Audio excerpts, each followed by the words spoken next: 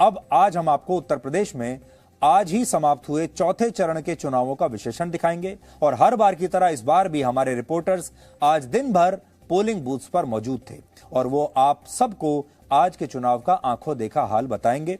अब तक हुए 4 चरणों में उत्तर प्रदेश की 57% सीटों पर अब चुनाव हो चुका है, यानी आधे से ज्यादा सीटों पर चुनाव समाप्त हो चुका है, वोटिंग हो चुकी है। इसलिए आज इस बात का विश्लेषण करना भी जरूरी है कि अब तक हुए 4 चरणों में यानी इन 57% सीटों पर किसका पलड़ा भारी है, बीजेपी का भारी है या समाजवादी पार्टी अच्छा खेल रही है। आज चौथे चरण में उत्तर प्रदेश के 9 जिलों की 59 सीटों पर लगभग 59% वोटिंग हुई है। ये आंकड़े शाम 5 बजे तक के हैं और वोटिंग 6 बजे तक हुई है, इसलिए आंकड़े अभी थोड़ी देर के बाद बदल भी सकते हैं। पिछली बार इन्हीं सीटों पर लगभग 62% वोटिंग हुई थी। उस हिसाब से देखा जाए तो इस बार वोटिंग कम हुई है। आज जिन 9 जिलों में वोटिंग हुई उनमें पीलीभीत और बांदा जिले को छोड़कर बाकी जिले अवध क्षेत्र में आते हैं और ये कुल मिलाकर 7 जिले हैं जिन्हें आप इस नक्शे पर अब देख सकते हैं। इनमें लखनऊ है, लखीमपुर खीरी है, सीतापुर, हरदोई, उन्नाव, रायबरेली और फतेहपुर भी शामिल है। रायबरेली एक जमाने में कांग्रेस का गढ़ माना जाता था। सोनिया गांधी यहां से लोकसभा चुनाव लड़ती थी और एक जमाना वो था जब सोनिया गांधी या गांधी परिवार का कोई भी व्यक्ति एक बार कैंपेन के लिए वहां चला जाता था तो कांग्रेस का उम्मीदवार ही यहां से जीतता था, लेकिन अब ऐसा नहीं रहा। पिछली बार बीजेपी ने इन 9 जिलों की 59 सीटों पर एक तरह से क्लीन स्वीप किया था। उसे एक तरफा जीत मिली थी और तब 59 में से बीजेपी को 51 सीटें मिली थी, समाजवादी पार्टी को सिर्फ 4 और कांग्रेस और बीएसपी को 2-2 सीटें मिली थी। यह पिछली बार का स्कोर है और आज भी इन सीटों पर वोटिंग के दौरान हमारी रिपोर्टिंग टीम ग्राउंड जीरो पर मौजूद थी और हमारा अनुमान है कि बीजेपी इस क्षेत्र में 2017 के अपने शानदार प्रदर्शन को फिर से दोहरा सकती है। यानी पहले और दूसरे चरण में समाजवादी पार्टी ने शानदार बैटिंग की है, बहुत अच्छा खेल दिखाया है और बीजेपी को उन्होंने बांध कर रखा, लेकिन अब उसकी सांसें फूलने लगी हैं और उसके लिए बाकी के चरणों में रन बनाना बहुत मुश्किल हो गया। अगर आप बॉक्सिंग के मैच से इसको कंपेयर करें तो आप ये मान सकते हैं कि जो शुरू के 2 राउंड रहे उसमें बराबरी की टक्कर रही। समाजवादी पार्टी बहुत अच्छा खेली और उसने बीजेपी को काफी छकाया, लेकिन तीसरे और आज चौथे राउंड में अब समाजवादी पार्टी की सांस फूलने लगी है, अब समाजवादी पार्टी थकने लगी है और जो आज के बाद के जो सारे राउंड हैं ये असल में बीजेपी के राउंड होंगे। इसके पीछे एक वजह यह है कि बीजेपी ने भी अपनी रणनीति में बदलाव किया है। हमने आपको बताया था कि पहले और दूसरे चरण में कैसे अखिलेश यादव ने केवल मुस्लिम प्लस यादव वोट बैंक के फॉर्मूले पर निर्भर न रहकर अपनी राजनीति की लैब में एक नया फॉर्मूला तैयार किया था जिसमें वो अलग अलग जातियों को संगठित करके एक नया वोट बैंक बनाना चाहते थे। यानी ये जो MY फॉर्मूला था, मुस्लिम प्लस यादव, इसको उन्होंने और एक्सपेंड किया, इसका विस्तार किया और इस MY में उन्होंने J plus S, M plus K plus G ये सब उन्होंने इसमें ऐड कर दिया था। ये फॉर्मूला है क्योंकि इसमें मुस्लिम plus Yadav plus Jat plus Saini plus Maurya plus Kurmi और प्लस गुर्जर, इन सारे वोट बैंकों को उन्होंने इसमें शामिल कर लिया था। यह नया फॉर्मूला था अखिलेश यादव का, लेकिन हमारा आकलन है कि तीसरे और चौथे चरण में यह फॉर्मूला अखिलेश यादव का ज्यादा चला नहीं, क्योंकि बीजेपी ने इसके जवाब में एक और नया फॉर्मूला तैयार कर लिया और यह फॉर्मूला है T plus B plus B plus L plus K plus S, यानी ठाकुर प्लस ब्राह्मण प्लस बनिया plus Lodhi plus Kurmi plus Shakya. ये बीजेपी का नया फॉर्मूला है अखिलेश यादव के फॉर्मूले के खिलाफ। आज के चरण में बीजेपी के 17 उम्मीदवार ओबीसी समुदाय के हैं, 16 दलित हैं, 9 ब्राह्मण, 9 ठाकुर, 6 बनिया और कायस्थ समाज और 1 सिख धर्म से है। इसके अलावा एक प्रत्याशी खत्री समाज से भी था। यानी इस चरण में बीजेपी की सोशल इंजीनियरिंग ने अखिलेश यादव के समीकरणों को उलझा दिया है। अखिलेश यादव ने भी अच्छी सोशल इंजीनियरिंग की थी, लेकिन इस बार आज की जो इंजीनियरिंग रही है उसमें बीजेपी के जो इंजीनियर्स हैं वो बाजी मार ले गए। अगर आज के वोटिंग पैटर्न की बात करें तो इसे आप 5 पॉइंट्स में समझ सकते हैं।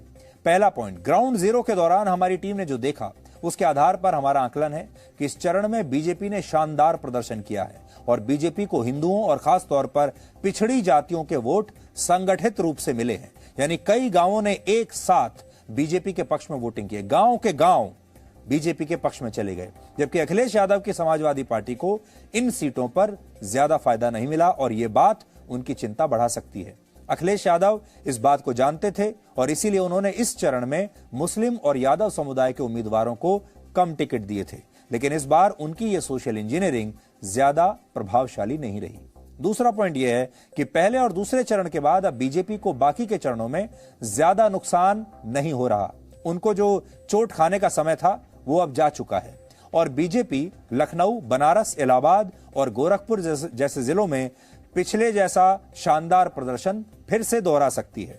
यानी इन जिलों में बीजेपी को नुकसान ना के बराबर होने की उम्मीद है। तीसरा पॉइंट, चौथे चरण में समाजवादी पार्टी के मुस्लिम प्लस यादव फैक्टर पर बीजेपी का मोदी प्लस योगी फैक्टर भारी पड़ा है। अगला पॉइंट यह है कि आज कांग्रेस के गढ़ माने जाने वाले रायबरेली में भी वोटिंग हुई, जहां कुल मिलाकर 5 सीटें हैं। पिछली बार कांग्रेस ने पूरे यूपी में जो 7 सीटें जीती थी, उनमें 2 सीट कांग्रेस को इसी जिले से मिली थी। लेकिन हमारा अनुमान है कि इस बार कांग्रेस रायबरेली में अपनी इन 2 सीटों को भी गंवा देगी, बचा नहीं पाएगी, क्योंकि यहां मुकाबला अब बीजेपी और समाजवादी पार्टी के बीच दिखाई दे रहा है। सीधा मुकाबला, यानी कांग्रेस मुकाबले में ही नहीं है। कांग्रेस अध्यक्ष सोनिया गांधी रायबरेली से सांसद हैं, लेकिन इस बार उन्होंने रायबरेली जाकर चुनाव प्रचार ही नहीं किया और प्रियंका गांधी वाड्रा भी कुछ खास कमाल नहीं कर पाई और राहुल गांधी ने अपने आप को उत्तर प्रदेश के चुनाव प्रचार से काफी हद तक दूर रखा है। राहुल गांधी भी वहां नजर नहीं आए, यानी उन्होंने सब कुछ प्रियंका गांधी वाड्रा पर छोड़कर रखा है। और प्रियंका गांधी वाड्रा ने मेहनत तो बहुत की, इसमें कोई शक नहीं है, दिन रात एक लगा दिया, लेकिन दुर्भाग्य यह है कि कांग्रेस को फायदा नहीं हुआ। और पांचवा और आखिरी पॉइंट यह है कि आज अवध के 7 जिलों में वोटिंग हुई है और वहां राम मंदिर का मुद्दा बहुत अहम रहा है। और एक बात और है, आज कुछ सीटों पर प्रत्याशियों के नाम पर वोट नहीं पड़े, बल्कि वोट पड़े हैं योगी और अखिलेश के नाम पर। और ऐसा हमारा आकलन है कि चौथे चरण की कुछ सीटों पर कांटे की टक्कर भी हो सकती है और यहां कई सीटें ऐसी होंगी जहां हार जीत का अंतर 500 से 1000 वोटों के बीच हो सकता है। कुल मिलाकर समाजवादी पार्टी पहले से ज्यादा अच्छा लड़ी है आज के फेज में भी, लेकिन बीजेपी को बहुत ज्यादा नुकसान नहीं कर पाएगी। इसके अलावा उन्नाव और लखीमपुर खीरी में बीजेपी और समाजवादी पार्टी के बीच सुपर ओवर की स्थिति बन सकती है। अगर उत्तर प्रदेश में अब तक हुई वोटिंग की बात करें तो अब तक 45 जिलों की 231 सीटों पर वोटिंग हो चुकी है, यानी 57% सीटों पर वोटिंग हो चुकी है। सरकार बनाने के लिए 403 में से जो 202 सीटें चाहिए, उससे भी ज्यादा सीटों पर वोट डल चुके हैं और अब आगे के जो चरण बचे हैं वो एक बॉक्सिंग राउंड की तरह होंगे, जिनमें 30 जिलों की 172 सीटों पर वोटिंग होगी। इनमें 8 जिले अवध के हैं और 22 जिले पूर्वांचल के हैं। और अगर अब तक हुए 4 चरणों की वोटिंग का सार आपको बताएं तो वो ये है कि अब बीजेपी के सामने ज्यादा चुनौती नहीं बची है, क्योंकि अब समाजवादी पार्टी के सारे कारतूस समाप्त हो चुके हैं, खत्म हो चुके हैं। अब उसकी बंदूक में ज्यादा गोलियां बची नहीं है और अब बीजेपी की जो बंदूक है वो पूरी भरी हुई है अभी भी। और इन चरणों में वोट जाति और धर्म से ज्यादा मोदी और योगी के नाम पर पड़ सकते हैं। इसके अलावा आने वाले 3 चरणों में बीजेपी और समाजवादी पार्टी के गठबंधन के सहयोगी दलों की अग्नि परीक्षा भी होगी, क्योंकि चुनाव धीरे धीरे पूर्वांचल की तरफ अब प्रस्थान कर रहा है।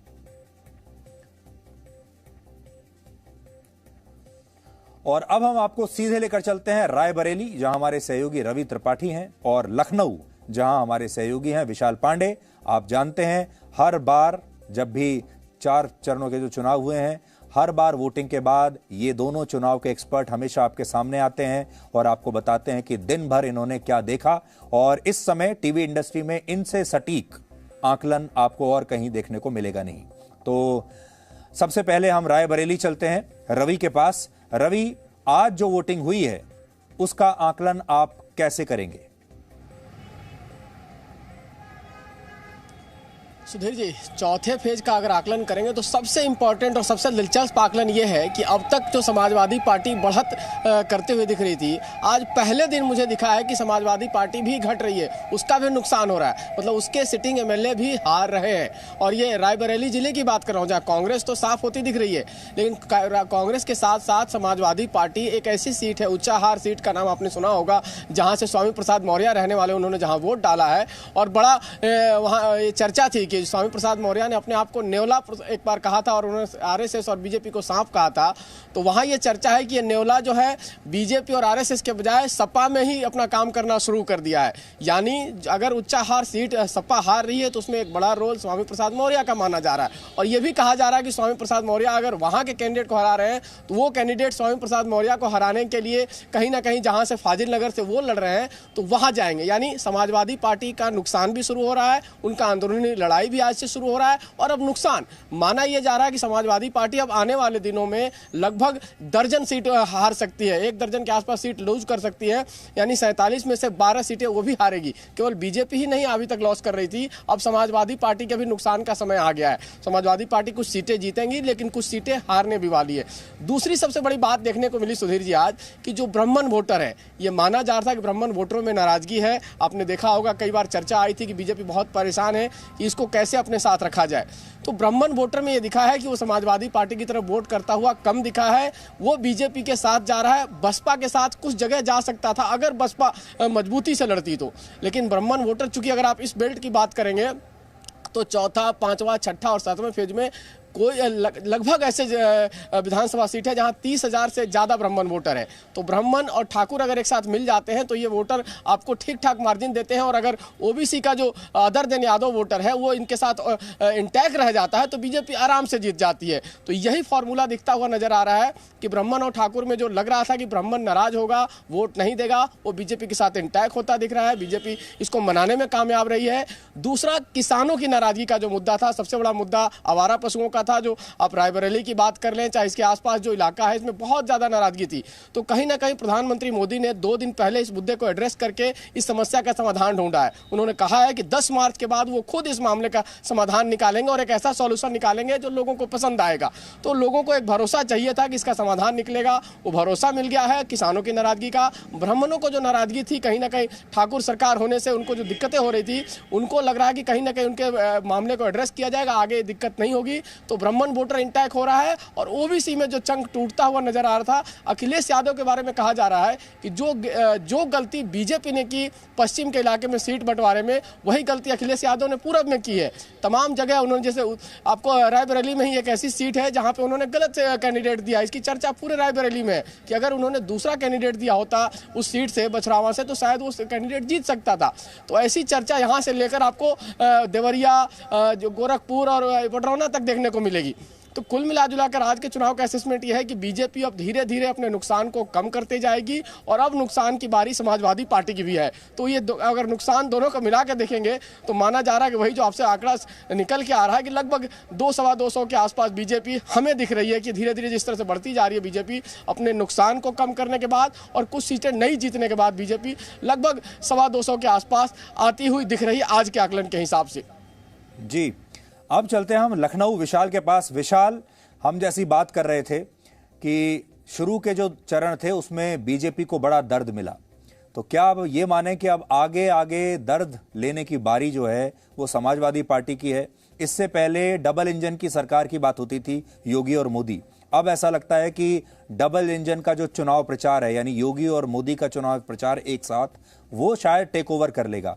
तो आप चारों चरणों को अगर हम आज मिला दें, क्योंकि अब 57% सीटों पर वोटिंग हो चुकी है, अब 57% सीटों का फैसले के बाद आपको क्या नजर आ रहा है? सुधीर जी, देखिए, हर चरण का जो वोटिंग पैटर्न है वो अलग अलग गया है।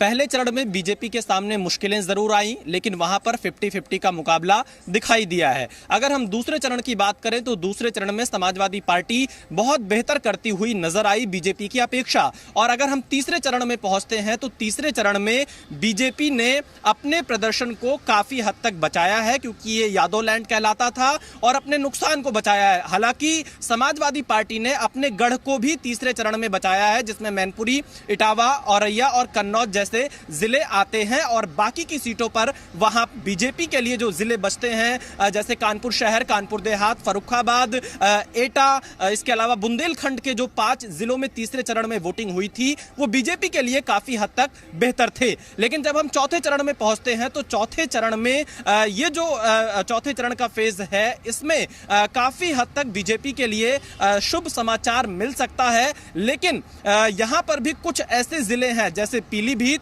सीतापुर और रायबरेली। इन 3 जिलों में अगर हम देखें तो सपा ने बेहतर प्रदर्शन किया है 2017 के मुकाबले। और अगर हम लखनऊ की बात करें, साथ ही साथ उन्नाव, फतेहपुर, बांदा, इन जिलों में बीजेपी ने अपने 17 के प्रदर्शन को दोहराते हुए यहां पर दिखाई दे रही है। लेकिन अगर हम और आगे बढ़ते हैं, क्योंकि चारों चरण के जो मुद्दे हैं सुधीर जी, वो बदलते जा रहे हैं। यहां पर दोनों ही दलों के अपने प्लस पॉइंट भी हैं और माइनस पॉइंट भी हैं। अगर हम बीजेपी के प्लस पॉइंट की बात करें तो सबसे बड़ा चेहरा प्रधानमंत्री नरेंद्र मोदी का है, जिन्होंने अपनी रैलियां उत्तर प्रदेश में बढ़ा दी है। और अगर हम यूपी में घूमते हैं तो मोदी के खिलाफ हमें कोई एंटी इनकम्बेंसी दिखाई नहीं पड़ती है। दूसरा, अगर हम बीजेपी के का जो मजबूत पक्ष है उसको बताएं तो उसमें कानून व्यवस्था का मुद्दा आता है, फ्री राशन का मुद्दा आता है। लेकिन अगर बीजेपी के नेगेटिव पॉइंट को हम यहां पर देखें, जो चुनाव में उनके खिलाफ मुद्दा बन रहा है, उसमें सबसे बड़ा मुद्दा आवारा पशुओं का बना, और बीजेपी के कार्यकर्ताओं की सक्रियता थोड़ा कम होना, यह एक बड़ा मुद्दा बीजेपी के लिए रहा, और टिकटों का कम कट पाना। वहीं अगर हम समाजवादी पार्टी की बात करें, जो समाजवादी पार्टी का प्लस पॉइंट यहां पर रहा कि बीजेपी के विरोध का जो वोट था वो सेंट्रलाइज्ड हो जाना, उसे बीएसपी और कांग्रेस की तरफ अखिलेश यादव ने नहीं जाने दिया। दूसरा, अगर हम इसमें देखें तो राज्य सरकार की जो एंटी इनकम्बेंसी थोड़ी बहुत रहती है, उसका सीधा फायदा अखिलेश ने लेने की कोशिश की। और अगर चुनावी मुद्दों में देखें तो पुरानी पेंशन और 300 यूनिट फ्री बिजली अखिलेश के लिए एक बड़ा मुद्दा रहा। लेकिन अगर समाजवादी पार्टी के नेगेटिव पॉइंट्स की बात करें इस पूरे चुनाव में, तो वो एक सबसे बड़ा ये रहा कि जहां प्रधानमंत्री मोदी रैलियां कर रहे हैं, योगी रैलियां कर रहे हैं, अमित शाह रैलियां कर रहे हैं, जेपी नड्डा चुनावी मैदान में उतरे, उन सब के मुकाबले अखिलेश यादव अकेले ही चुनाव प्रचार कर रहे हैं। जहां बीजेपी एक दिन में 16 से 17 रैलियां कर रही है 4-5 बड़े नेताओं के माध्यम से, तो अखिलेश 8 से 9 रैलियां ही कर पा रहे हैं, क्योंकि वो अकेले हैं। दूसरा, अगर बीजेपी के काडर को देखें तो बीजेपी के काडर की तुलना में समाजवादी पार्टी का जो बूथ का काडर है वो कमजोर है। ये अखिलेश के नेगेटिव पॉइंट जाएंगे। और इसके अलावा कानून व्यवस्था के मुद्दे पर बीजेपी लगातार समाजवादी पार्टी को घेरते हुए इसे उत्तर प्रदेश में बड़ा मुद्दा बना रही है। लेकिन जो 5वां और 6ठे चरण का चुनाव आएगा सुधीर जी, यहां पर 50-50 का मुकाबला होगा, और 7वें चरण में बीजेपी के लिए थोड़ी मुश्किलें बढ़ सकती हैं, क्योंकि ये पूर्वांचल का कोर बेल्ट आएगा। और इसीलिए कहा जा रहा है कि प्रधानमंत्री नरेंद्र मोदी 3 मार्च से लेकर 5 मार्च तक वाराणसी में कैंप करेंगे। और पूर्वांचल की जो सियासी हवा है, क्योंकि इससे पहले भी जो पूर्वांचल का गणित बैठता है, क्योंकि वहां यादव मुस्लिम प्लस ओम प्रकाश राजभर का गठबंधन, और पूर्वांचल में ही बीजेपी ने भी पूरा सोशल इंजीनियरिंग तैयार कर रखा है, क्योंकि बीजेपी को इस बात का पूरा अंदाजा है कि 7वें चरण में उनको नुकसान हो सकता है। इसीलिए अनुप्रिया अपने दर्शकों को हम ये बता देते हैं कि जो दर्शकों को समझने वाली बात है वो ये है कि बीजेपी बहुत ही बड़ा संगठन है। बीजेपी चुनाव लड़ने वाली एक बहुत विशाल मशीन है। बीजेपी के पास बहुत बड़ा इंजन है और उसके पास बड़े बड़े नेता हैं, संगठन है ग्राउंड पर। तो इस समय प्रधानमंत्री मोदी खुद उतरे हुए हैं ग्राउंड जीरो पर, दिन में 2-2 रैलियां कर रहे हैं। अमित शाह रोड शो कर रहे हैं, रैलियां कर रहे हैं, और योगी आदित्यनाथ लगातार चुनाव प्रचार कर रहे हैं, और जेपी नड्डा भी चुनाव प्रचार कर रहे हैं। बीजेपी के पास नेताओं की कमी नहीं, और अब तो खुद प्रधानमंत्री मोदी फुल टाइम अब चुनाव प्रचार में लग गए हैं उत्तर प्रदेश में। तो ये एक बहुत बड़ी बात है जिससे बीजेपी को फायदा हो रहा है।